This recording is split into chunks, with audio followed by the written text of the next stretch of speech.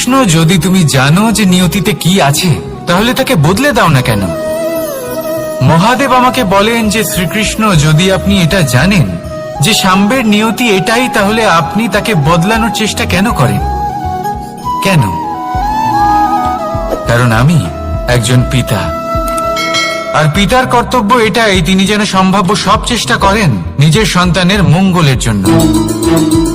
নিয়তি আমি জানি, কিন্তু এটাও আমি জানি যে কর্মের থেকে বড় আর কোনো নিয়তি হতে পারে না। অভিজ্ঞতাও রয়েছে যে কর্মের হাতে নিয়তির এই চক্র বদলে যেতে পারে। তাই জীবনে যদি আপনার কখনো এমন মনে হয় যে এটা তো অসম্ভব, তখনও চেষ্টা করা কখনোই ছাড়বেন না। কে বলতে পারে আপনারই কর্মের কোনো এক বীজ হয়তো নিয়তির চাকায় আটকে গেল, আর নিয়তিকে নিজের পথ পাল্টাতে হলো, ঠিক কিনা? সেই জন্য নিয়তিকে ভাগ্য মেনে নিয়ে চুপ করে বসে থাকবেন না। নিজের নিয়তি স্বয়ং নিজের কর্মের দ্বারা নির্ধারিত করুন, কারণ আপনার এই কর্মের ওপরেই আপনার অধিকার রয়েছে, আর এই অধিকারকে নিয়তি অনেক সময় সম্মানও করে।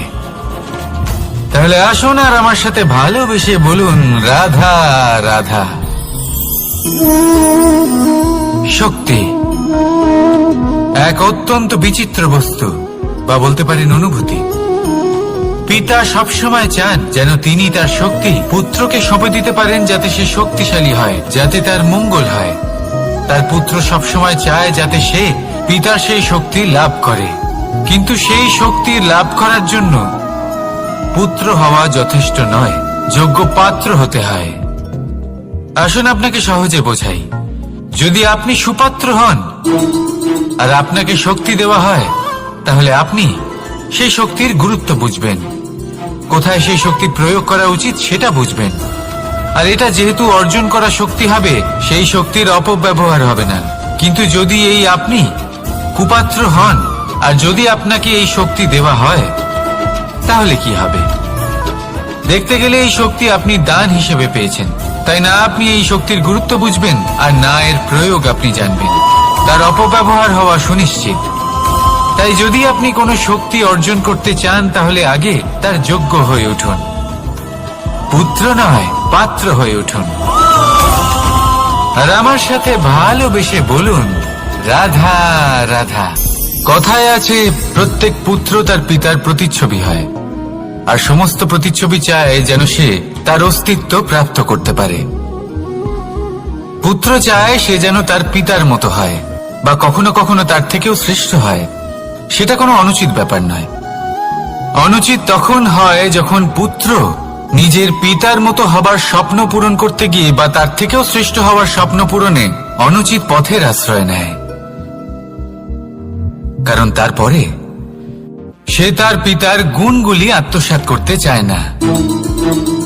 সে শুধুই এটা চায় যে সংসারের চোখে যেন আমি শ্রেষ্ঠ প্রমাণিত হই। এটা অনুচিত। সংসারে এমন অনেক মানুষ আছেন যারা এই কারণে শ্রেষ্ঠ হওয়ার চেষ্টা করেন যাতে তার পরিবারে তার পিতার সম্মান বৃদ্ধি পায়। এমনও মানুষ থাকেন, আর এটাই হলো পার্থক্য উদ্দেশ্যের।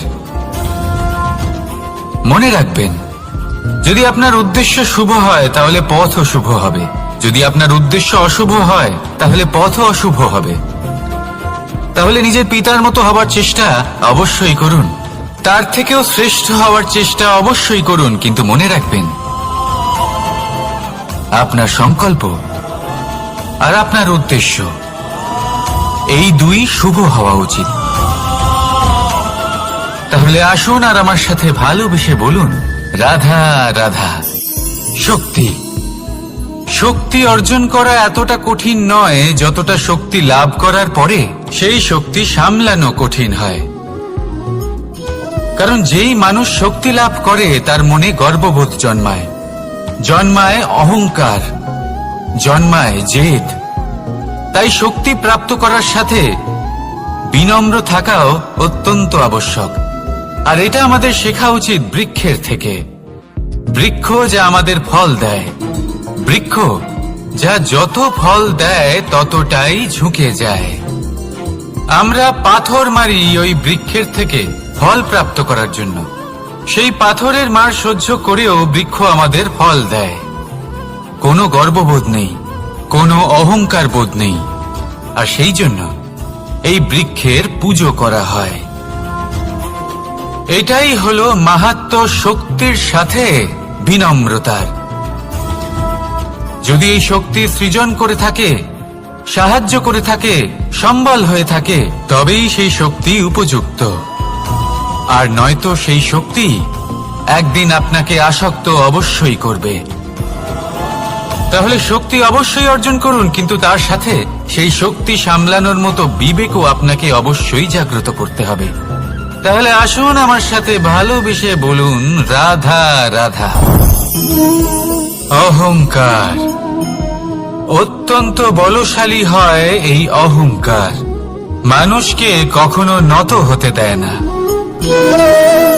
অদ্ভুত ব্যাপার, এই অহংকার যা মানুষকে কখনো নত হতে দেয় না, সেটাই তার পতনের কারণও হয়ে দাঁড়ায়। যেখানে মানুষ এটা ভাবতে শুরু করে যে শুধুমাত্র সেই যোগ্য, সেখান থেকেই তার পতনের আরম্ভ। ঠিক কিনা? দেখুন, যদি কোনো মানুষ এটা ভাবে যে আমি এই সব কিছু করতে পারি, তাহলে তা হলো বিশ্বাস। কিন্তু যদি সে এটা ভাবতে থাকে যে শুধুমাত্র আমি এই কাজ করতে পারি, তাহলে তা হলো সেই ব্যক্তির অহংকার। আর এটা আপনাকে বিনাশের দিকে অবশ্যই নিয়ে যাবে। মনে রাখবেন, যখন আমি আর শুধুমাত্র এই দুই এক হয়ে যায়, সেখান থেকে আপনার পতনের সূত্রপাত হবেই। তাই আপনি কখনোই এই অহংকারের চক্রব্যূহে ফেঁসে যাবেন না। বিশ্বাস রাখুন নিজের ওপর এবং অন্যের ওপরও। আর মনে রাখবেন, বিশ্বাসের মধ্যে বিশ্বের প্রত্যেকটা বস্তু বসবাস করে। তাই এই অহংকারকে ত্যাগ করে ফেলুন আর আত্মবিশ্বাসের ওপর মনোসংযোগ করুন। আর আমার সাথে ভালোবেসে বলুন, রাধা রাধা। মানুষ নিজের জীবনে ঈশ্বরকে খুব মান্য করে। ওনার জন্য কি না করে, ভিন্ন ভিন্ন নামে তাকে স্মরণ করে, তাকে পুজো করে, তার আরাধনা করে। সে জানে যে ঈশ্বর তাকে শক্তি অবশ্যই দেবেন, তাকে সাহায্য অবশ্যই করবেন। কিন্তু যখন প্রশ্ন আসে গুরু এবং ঈশ্বরের, তখন গুরুর মান কখনো কম হওয়া উচিত নয়। কারণ সত্যি বলতে কি, গুরুই হলেন সেই সিঁড়ি যা বেয়ে আপনি ঈশ্বরের কাছে পৌঁছানোর পথ খুঁজে পাবেন। সেই পথ আপনি গুরুর থেকেই পাবেন। গুরু না থাকলে আপনি কখনো ঈশ্বর লাভ করতেই পারবেন না। আর জীবনে অনেক সময় লক্ষ্যের থেকেও অনেক বেশি গুরুত্বপূর্ণ হলো পথ। তাই এই পথের সম্মান করতে শিখুন, অর্থাৎ গুরুকে সম্মান করতে শিখুন। কারণ গুরুই হলেন পরমেশ্বর। তাহলে আসুন আর আমার সাথে ভালোবেসে বলুন, রাধা রাধা। আপনার জীবনে আপনার প্রকৃত বন্ধু আসলে কে? আপনার সব থেকে শ্রেষ্ঠ মিত্র আসলে কে? তিনি যিনি সময় এলে পরে আপনাকে সাহায্য করেন, নাকি তিনি যিনি সময় এলে পরে আপনাকে অর্থ দেন? দেখুন, আমরা হলাম মানুষ, আমাদের জীবনে লেনদেন চলতেই থাকে। এটা আমাদের জীবনের অভিন্ন অংশ। কিন্তু অনেক সময় এমন হয় যে আমরা তাকেই নিজের প্রকৃত বন্ধু বলে মনে করি, যিনি আমাদের একটা বহুমূল্য উপহার দেন। ঠিক কিনা? এবার আপনার জীবনে সেই বহুমূল্য উপহার কোনটা, ওই অমূল্য মিত্র আসলে কে, সেই সিদ্ধান্ত হলো আপনার। কিন্তু যদি আপনি আমাকে জিজ্ঞেস করেন, তাহলে আমার মতে স্বর্ণ, হিরে, মুক্ত, ধন এগুলো বহুমূল্য নয়। বহুমূল্য হলো সঙ্গ, যখন আপনি একা হয়ে যাবেন, সময়, যখন আপনার তাকে প্রয়োজন হবে, সমর্পণ, যখন আপনার বিশ্বাসের প্রয়োজন পড়বে। যে মানুষ আপনার প্রতি এই 3 গুণ প্রদর্শন করেন, যিনি আপনার কঠিন সময়ে আপনাকে অবশ্যই সঙ্গ দেবেন, যখন আপনার প্রয়োজন পড়বে আপনাকে অবশ্যই সময় দেবেন, আপনার প্রতি সম্পূর্ণ সমর্পিত থাকবেন, সেই হলো আপনার আসল মিত্র, সেই হলো আপনার প্রকৃত বন্ধু। কারণ সত্যি বললে, বন্ধুত্বের অর্থই হলো নিজেকে সম্পূর্ণরূপে কারোর কাছে সমর্পণ করে দেওয়া। তাই আপনার সেই বন্ধুর জন্য নিজের প্রাণ উজাড় করে দিন। আর ভালোবেসে বলুন, রাধা রাধা। মানুষ জীবনে তিনটে কাজ অবশ্যই করে থাকে, কিছু দান করে, কিছু গ্রহণ করে, আর কিছু ত্যাগ করে দেয়। এটাও ভাবতে থাকে যে এটা করলে কিভাবে করবে। দেবার জন্য পর্যাপ্ত ধন নেই, নেবার জন্য সংসারে অত স্নেহ নেই, আর ত্যাগ করার জন্য জীবনে এত সুখই নেই, তাহলে কিভাবে করবে? আসলে আমরা বস্তুগত চাহিদা অর্জনে এত ব্যস্ত হয়ে পড়ি যে আমরা বুঝতেই পারি না যে কি নেবার আছে, কি দেবার আছে, আর কি ত্যাগ করার আছে। তাহলে আজ আমি আপনাকে বলেই দিই, মনে রাখবেন এই তিনটে গুরুত্বপূর্ণ গুণ, তিনটে গুরুত্বপূর্ণ কথা। দেবার জন্য আছে দান, নেবার মতো আছে জ্ঞান, আর ত্যাগ করার মতো আছে অহংকার। যখন আপনি দান করতে শিখে যাবেন, জ্ঞান অর্জন করার শক্তি আপনা থেকেই আপনার মধ্যে চলে আসবে। আর যখন এই জ্ঞান আপনার মধ্যে প্রবেশ করবে, অহংকার আপনা থেকেই আপনার থেকে দূরে চলে যাবে। যে ব্যক্তি এই তিনের মধ্যে ভারসাম্য বজায় রাখতে পারে, তার বর্তমান, ভূত, ভবিষ্যৎ, লোক, পরলোক সবকিছু শুধরে যায়। যেই দিন আপনি দান করতে শিখে যাবেন, জ্ঞান আহরণ করতে শিখে যাবেন, অভিমান ত্যাগ করতে শিখে যাবেন, আপনার সর্বশক্তিশালী, সর্বশক্তিমান পরমেশ্বরেরও প্রয়োজন পড়বে না। কারণ তখন ঈশ্বর আপনার মধ্যেই বাস করবেন। তাহলে আসুন আর আমার সাথে ভালোবেসে বলুন, রাধা রাধা।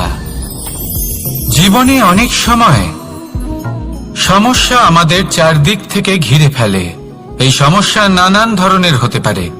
আর্থিক সমস্যা হতে পারে, পারিবারিক সমস্যা হতে পারে, কোনো সম্পর্ক নিয়ে সমস্যা হতে পারে, কখনো কোনো দৈনিক সমস্যা হতে পারে, কখনো কোনো দ্বন্দ্ব হতে পারে, অনেক সমস্যা হতে পারে। কিন্তু যখনই কোনো সমস্যা আসে, আমাদের মনে তার জন্য একটা উত্তর অবশ্যই থেকে থাকে, যা আমাদের অন্তরে রয়েছে। একে আমরা বলি আত্মা। আত্মা হলো পরমাত্মারই রূপ, আর পরমাত্মা তা কখনোই কিছু অনুচিত চাইবে না, তাই তো? এই আত্মা খুব ভালো করে জানে যে কোনটা উচিত আর কোনটা অনুচিত। যদি আসল বিষয়ের কথা বলি, তাহলে আপনাকে নিজের মনকে বুঝতে হবে।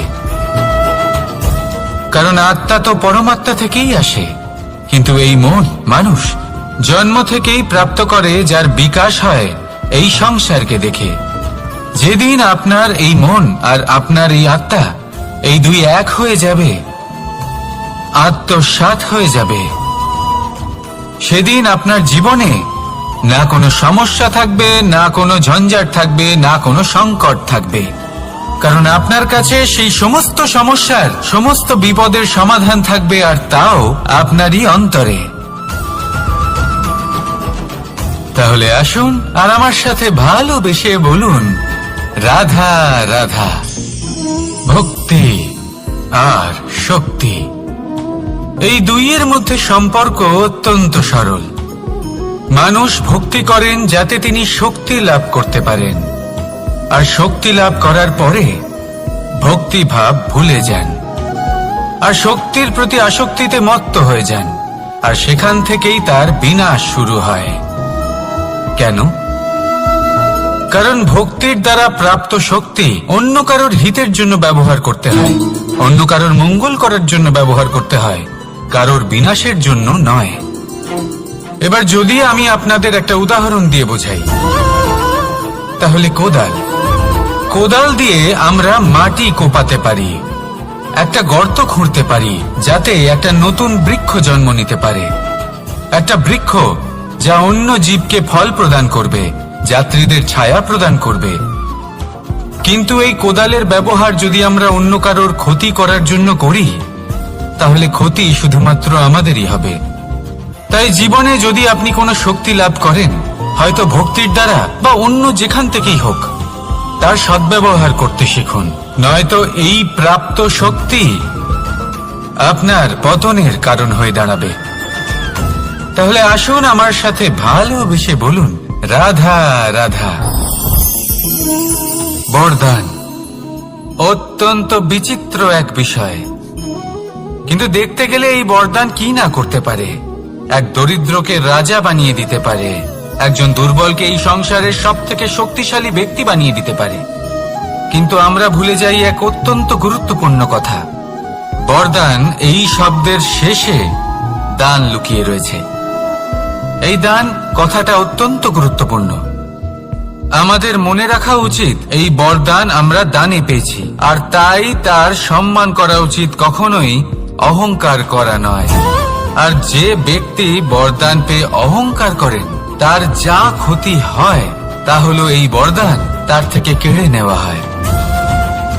বর অর্থাৎ শ্রেষ্ঠ, অর্থাৎ বরদানের অর্থ হলো একটা শ্রেষ্ঠ দান, এবং তার ব্যবহার যদি আপনি কারোর ক্ষতি করার জন্য করেন তাহলে ক্ষতি শুধুই আপনার হবে।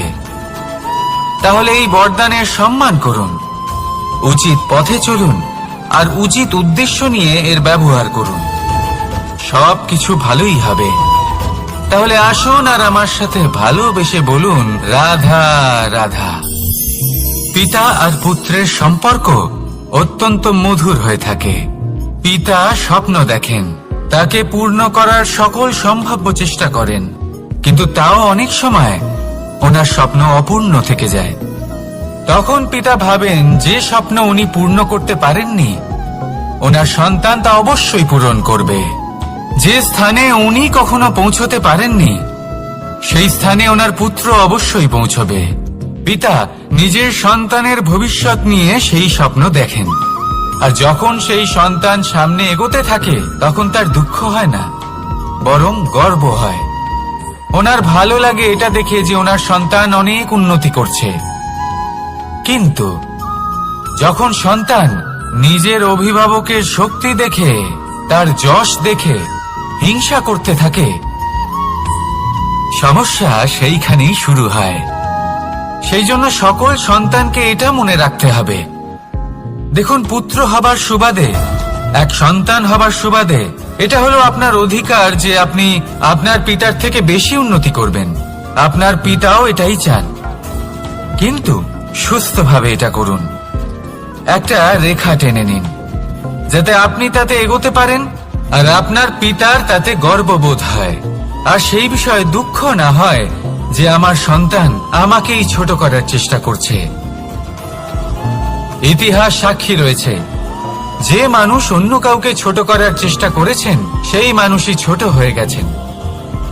আর আমার মনে হয় না আপনি এটা চান, কারণ কোনো একদিন আপনিও কারোর পিতা হবেন। আসুন আমার সাথে ভালোবেসে বলুন, রাধা রাধা। সাথী। সাথী এই শব্দটির ব্যাখ্যা কে কিভাবে করে? মিত্র, সখা, বন্ধু। কিন্তু অর্থ একটাই, তিনি যিনি আপনার সঙ্গী হন আর তিনি যার সাথী আপনি হন। এবার সব থেকে বড় প্রশ্ন হলো এটাই যে তিনি কে হতে পারেন যাকে আপনি আপনার সাথী বলে মেনে নিতে পারেন, নিজের সখা, নিজের মিত্র, নিজের বন্ধু মেনে নিতে পারেন। আপনার সাথী হলেন তিনি যিনি দুঃখের সময় আপনার পাশে থাকবেন, আপনার হাত ধরে থাকবেন। আপনার সাথী হলেন তিনি যার হাত আপনি নিজের সুখের দিনে ধরে থাকবেন। সেই সাথীরই হাত ধরুন যিনি দুঃখে সবসময় আপনাকে সাহায্য করার জন্য তৎপর হয়ে থাকেন, আপনার পাশে থাকেন, আর যাকে সুখের দিনে আপনি আপনার সাথে রাখতে পারেন। আর যখন আপনার সাথে আপনার এই সাথী থাকবে তখন আপনি এটা বুঝবেন যে যখন জীবনে দুঃখ আসে তখন এই দুঃখ কমে যায়, সবার মধ্যে ভাগ হয়ে যায়। আর যদি তখন সুখ আসে তাহলে সেটা সবার উপস্থিতিতে আরো বেড়ে যায়। এটাই হলো প্রেম, এটাই হলো ভালোবাসা, এটাই হলো সঙ্গ, যেমন সম্পর্ক আমার আর রাধার মাঝে। তাহলে আসুন আর আমার সাথে ভালোবেসে বলুন, রাধা রাধা। আমাদের মনে যখন কোনো প্রশ্ন ওঠে, কোনো দ্বন্দ্ব জাগে, তখন আমরা যাই আমাদের গুরুর কাছে, আমাদের আরাধ্যের কাছে গিয়ে জিজ্ঞেস করি। এইভাবেই একদিন আমি পৌঁছলাম আমার আরাধ্যের কাছে, আমার মহাদেবের কাছে, আর ওনাকে প্রশ্ন করলাম যে মহাদেব, জীবনে আনন্দ পাওয়ার, উৎসব পালনের, প্রেম ভাগ করে নেবার জীবনকে উপভোগ করে নেওয়ার সর্বশ্রেষ্ঠ সময় কোনটা?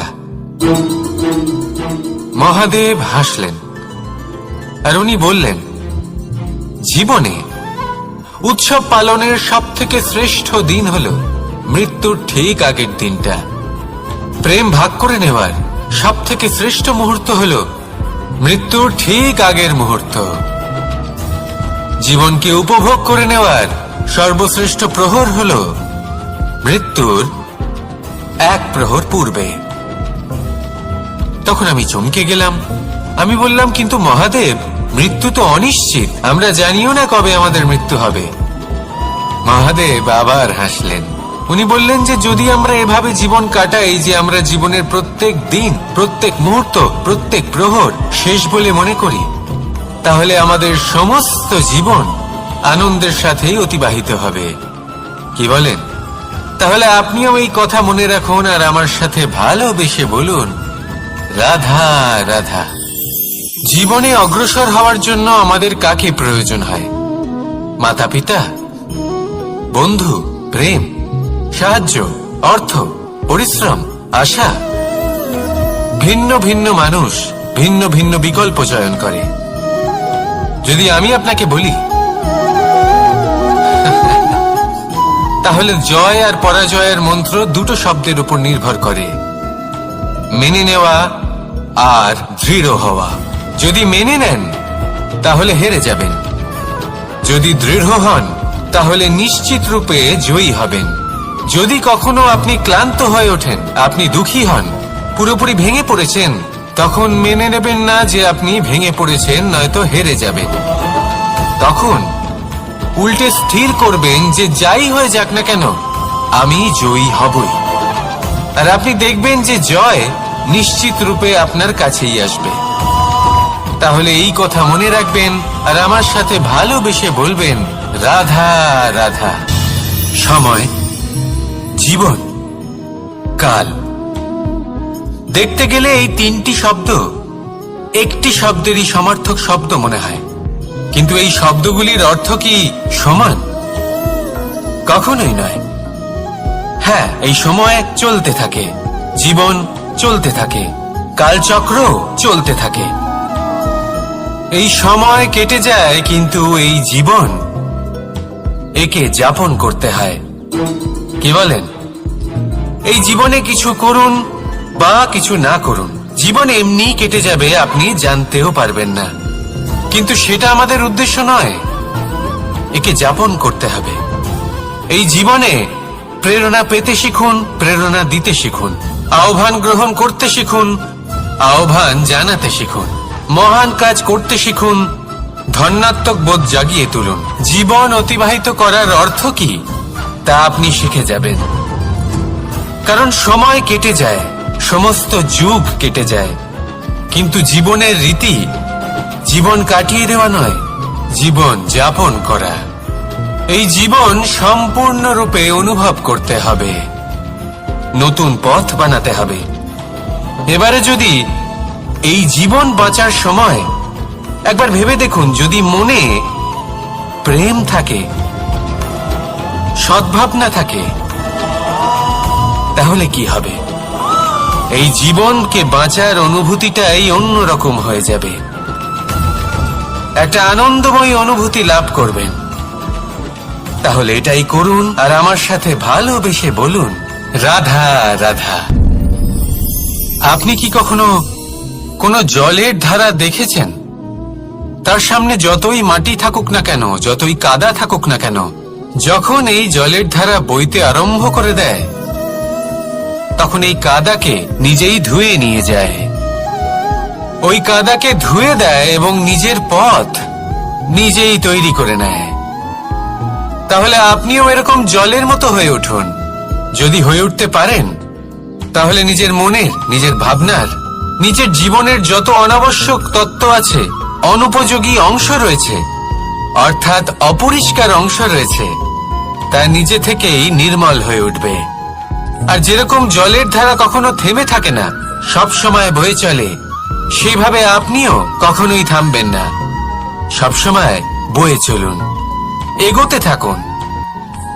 পথে যদি অনেক বিপদ আসে, সমস্যা আসে, থামবেন না, তার উপর নিরন্তর প্রহার করুন, নিরন্তর প্রয়াস করুন আর অগ্রসর হন। আপনি ভেবে দেখুন, এই জলের ধারা কখনো থেমে থাকে না, সবসময় বয়ে চলে, বিপদের সম্মুখীন হয়ে তাকে সাথে বয়ে নিয়ে চলে।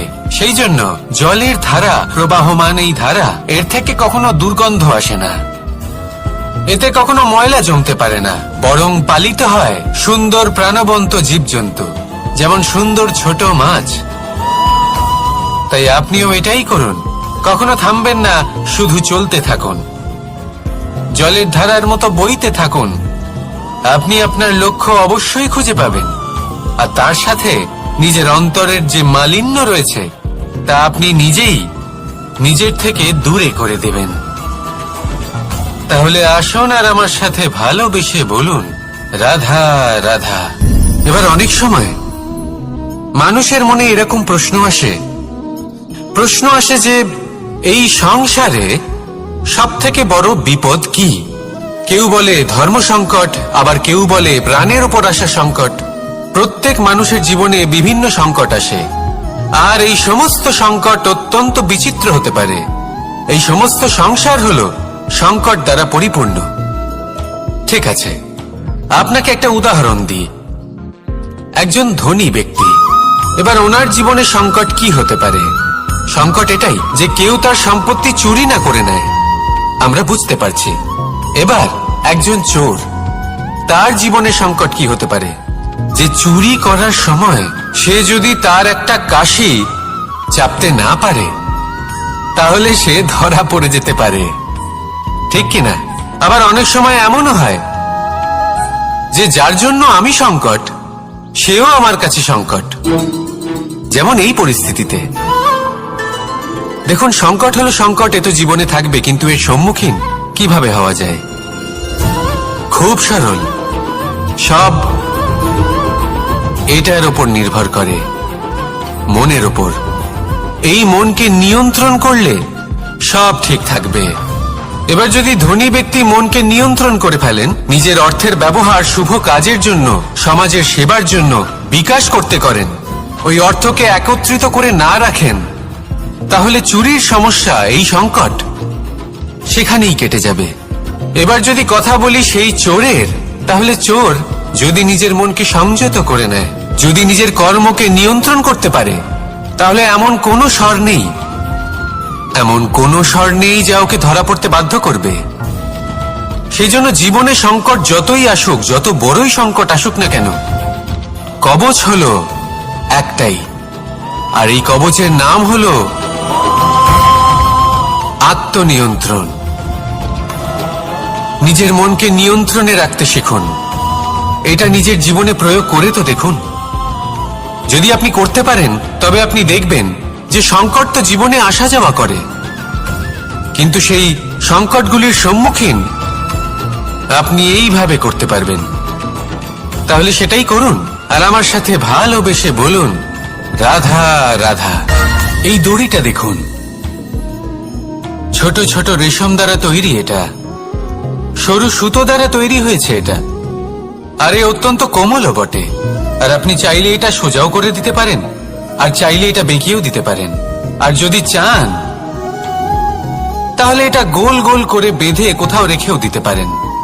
এবার এই কোমল দড়ি যদি কোনো নিষ্ঠুর কঠিন পাথরে বারংবার জড়িয়ে দেওয়া হয়, তাহলেও তাকেও কাটতে পারে, নিজের ছাপ ছেড়ে যেতে পারে, সেটার আকারও বদলে ফেলতে পারে। এবার এর কারণ কি? এর কারণ হলো অভ্যাস আর নিরন্তর প্রচেষ্টা। যদি আপনিও চেষ্টা করেন আর নিরন্তর কর্ম করে যান, তাহলে আপনার প্রারব্ধ পাথরের মতো কঠিনই হোক না কেন, তাতে ভাঙন ধরিয়েও আপনি নিজের লক্ষ্যে অবশ্যই পৌঁছতে পারবেন।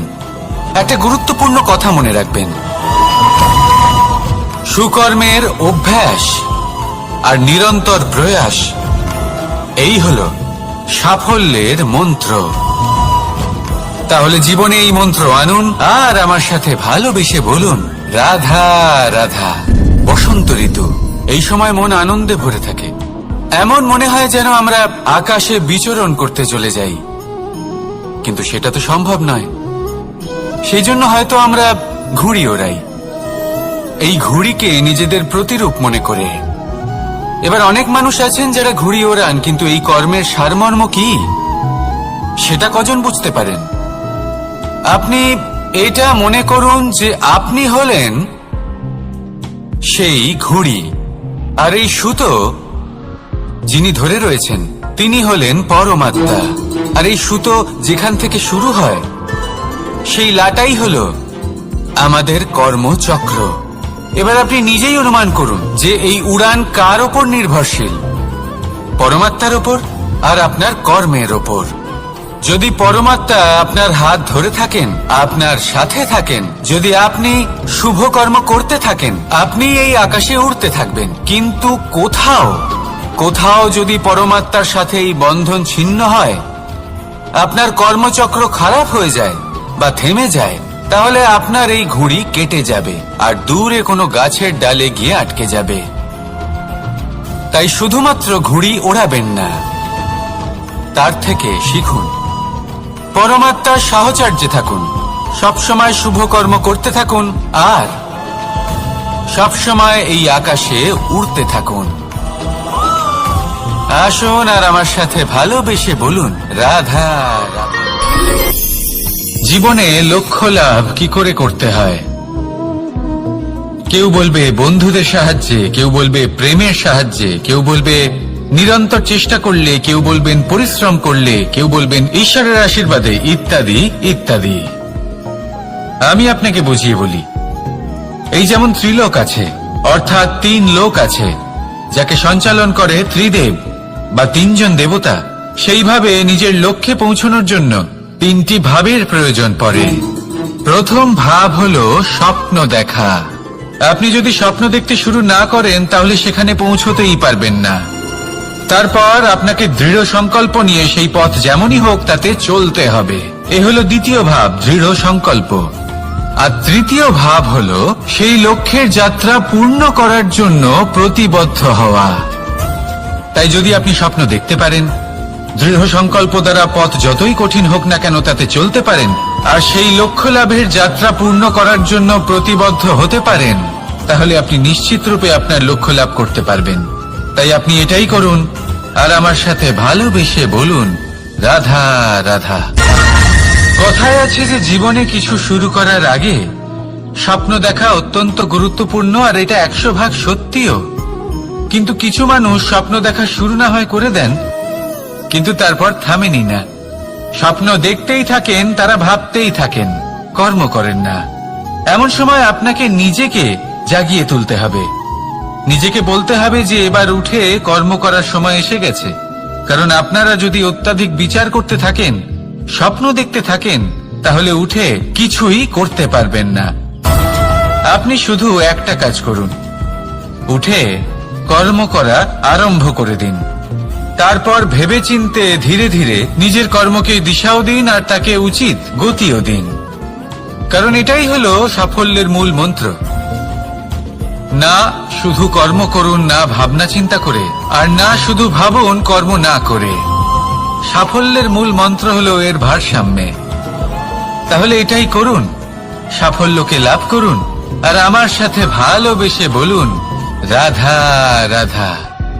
সূর্যের মনে হয় যে তার থেকে বেশি তেজস্বী আর উজ্জ্বল কেউ নেই, তাই তার এই অহংকার ভঙ্গ করার জন্য মেঘ চলে আসে। তারপর এই মেঘের অহংকার বেড়ে যায় যে তার থেকে বেশি ঘন আর কেউ নেই। তারপরে বাতাসের একটা প্রবল দমক আসে আর মেঘেদের ছিন্ন ভিন্ন করে দিয়ে চলে যায়। তখন বায়ুর অহংকার বেড়ে যায়, আরো ভাবে যে তার থেকে বেশি শক্তিশালী আর কেউ নেই।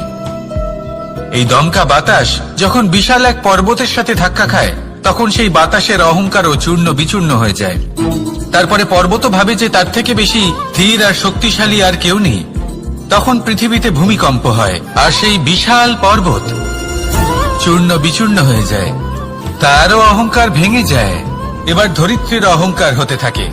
ধরিত্রী বলে যে আমার উপর সবকিছু টিকে রয়েছে, আমার থেকে বেশি শক্তিশালী আর কেউ নেই। একটা ছোট্ট ইঁদুর আসে মাটিতে গর্ত করে আর মাটি ধসিয়ে দেয়। ধরিত্রীর অহংকার ভেঙে যায়। এর তাৎপর্য হলো সরল, এই সংসারে অহংকার কখনো স্থির থাকে না, এই অহংকার ভাঙবেই। এটা হলো সাংসারিক চক্র। আমাদের নিজেদের জীবনে কর্তব্য পালন করতে হবে, কর্ম করতে হবে, কিন্তু অহংকার নয়। যে ব্যক্তি এটা বুঝতে সক্ষম হন তাকে জ্ঞানী বলা হয়, আর যে মানুষ এটা বুঝতে পারেন না তিনি সারা জীবন শোধ প্রতিশোধ মান অভিমানের এই চক্রে আটকা পড়েন। এবার আপনি কি এই চক্রে আটকে থাকতে চান, নাকি জ্ঞানী হয়ে উঠতে চান? সেই চয়ন আপনারই। আসুন আর আমার সাথে ভালোবেসে বলুন, রাধা রাধা। কোন যোদ্ধা জন্ম থেকে যোদ্ধা হন না, তিনি যোদ্ধা হবেন কিনা চয়ন করেন। তিনি যোদ্ধা হবেন বলে তখনই স্থির করেন যখন তিনি পিছু হটবেন না বলে দৃঢ় প্রতিজ্ঞ হন। যদি ওনার সামনে অশুভ কিছু হয় তার বিরোধিতা করতে দৃঢ় প্রতিজ্ঞ হন, তবেই তিনি যোদ্ধা হতে পারেন। কেউই যোদ্ধা হয়ে এই পৃথিবীতে জন্মগ্রহণ করেন না। আপনি কি হতে চান? সেই দর্শক হতে চান যারা যুদ্ধভূমিতে বসে থেকে অন্য কারোর জয়ে উচ্ছ্বাস প্রকাশ করেন, নাকি সেই যোদ্ধা হতে চান যিনি নিজের শৌর্য দিয়ে বীরত্ব দিয়ে পরাক্রম প্রদর্শন করেন এবং যার প্রশংসা যুগ যুগ ধরে হয়ে চলে? সিদ্ধান্ত আপনারই। আসুন আর আমার সাথে ভালোবেসে বলুন, রাধা রাধা। সাফল্য খুব সহজ এক শব্দ। এটা হলো সেই সব শব্দের মধ্যে অন্যতম যা মানুষ একটু বুঝলেই ভাবেন সব বুঝে ফেলেছি, আর যেই উনি বুঝতে পারেন সাফল্য কি, আজীবন সেই সাফল্যের পেছনেই ছুটতে থাকেন। এই সাফল্য হলো একটা খেলার মতো, যাতে মানুষ নিজের সমস্ত জীবন বাজি লাগিয়ে দেন। আর প্রত্যেক খেলার মতোই এরও কিছু নিয়ম রয়েছে। আর প্রাথমিক নিয়ম হলো এই সাফল্য লাভ করার জন্য সাফল্য লাভ করার স্বপ্ন আপনাকে অবশ্যই দেখতে হবে আগে। হ্যাঁ, কিন্তু শুধুমাত্র স্বপ্ন দেখলেই কিছুই হবে না।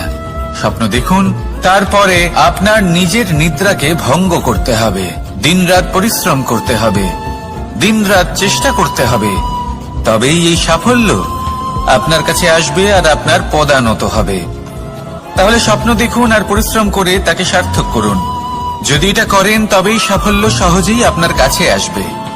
আর তখন মন প্রসন্ন হয়ে বলবে, রাধা রাধা। সমস্যা, প্রত্যেকের জীবনেই সমস্যা আসা যাওয়া করে, আর প্রত্যেক মানুষ সমস্যা আসার পর তার সমাধান খুঁজতে উঠে পড়ে লাগে। কিন্তু যখনই সমস্যার সমাধান হয়ে যায় আমরা সুপ্রসন্ন হয়ে যাই এবং অসাবধানও হয়ে যাই। আমাদের মনে হয় যে আমরা সম্পূর্ণরূপে সমস্যার অন্ত করেছি, কিন্তু কোথাও না কোথাও একটা ছোট্ট বীজ রয়েই যায়, আর সেই বীজ আমাদের অসাবধানতার ছত্রছায়ায় বড় হতে থাকে, আর তারপর মহা সংকট হয়ে আবার আমাদের উপর আক্রমণ করে। এই সংকট যে কোনো রূপে আসতে পারে, কোনো শত্রুর রূপেও আসতে পারে, বা কোনো মহামারীর রূপেও আসতে পারে। সেই জন্য সবসময় সাবধান থাকাই উচিত, কারণ অসাবধান হলে কি হয়, আমাদের সুরক্ষা চক্রে একটা ছেদ উৎপন্ন হয়, আর আমাদের শেষ করতে পারে এমন এক বাণ সেই ছেদ বিন্দু হয়ে আমাদের হৃদয়ে প্রবেশ করতে পারে। তাই যে কোনো সমস্যার সমাধান করুন, জয়ী হন, উৎসব পালন করুন, কিন্তু সাবধানে থাকবেন। আসুন আর আমার সাথে ভালোবেসে বলুন, রাধা রাধা। আমাদের জীবনে দুই ধরনের সম্পত্তি হয়ে থাকে, এক হলো ভৌতিক সম্পত্তি, এক হলো জৈবিক সম্পত্তি। অর্থ, সম্পদ, সুবিধে, খাদ্য এইসব ভৌতিক সম্পত্তির মধ্যে পড়ে। ব্যক্তি, মিত্র, পরিবার, আমাদের আপনজন, আত্মীয় স্বজন সব জৈবিক শ্রেণীতে পড়ে। আর প্রত্যেক মানুষের পক্ষে এই বিভাজন বোঝা অত্যন্ত আবশ্যক, কারণ মূলত আমাদের ব্যবহার দুই রকমের হয়ে থাকে, হয় আমরা ভালোবাসি বা আমরা সদ্ব্যবহার করি। আর সবথেকে বড় ভুল আমরা তখন করি যখন আমরা বুঝতেই পারি না যে ভালোবাসবো কাকে আর ব্যবহার করব কাকে। আমরা ভৌতিক সম্পত্তি ভালোবেসে ফেলি আর ব্যবহার করি জৈবিক সম্পত্তিকে, যেখানে এটা অনুচিত। জৈবিক সম্পত্তিকে ভালোবাসুন আর ভৌতিক সম্পত্তিকে ব্যবহার করুন।